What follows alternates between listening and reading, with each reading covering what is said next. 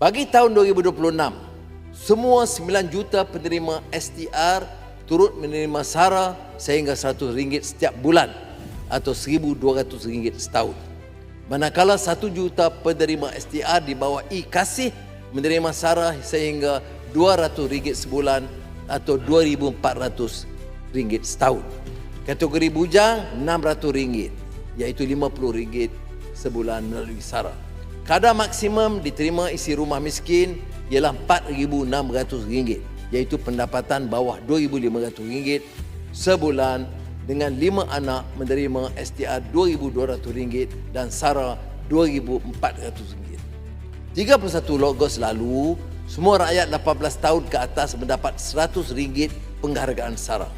Lebih 70% telah dibelanjakan dan seperti mana janji, baki SARA yang tidak dibelanjakan menjelang Disember akan diagih semula untuk rakyat, program rakyat miskin.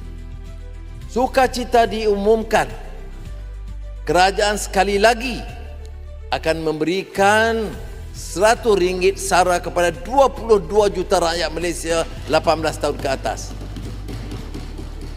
Ini akan disalur pada pertengahan Februari yang boleh dimanfaatkan sempena persiapan Ramadan Karim dan sambutan Tahun Baru Cina. Terlalu awal untuk saya ucapkan Sin Nian Bian Pu, Sin Nian Hao, Nian Nian Hao. STR SARA 2026 berjumlah RM15 bilion. Peningkatan ini 15 bilion. Tapi ini hasil penjimatan yang diarah dari penyasaran subsidi seperti diesel dan RON 95. Dia pulang balik kepada rakyat.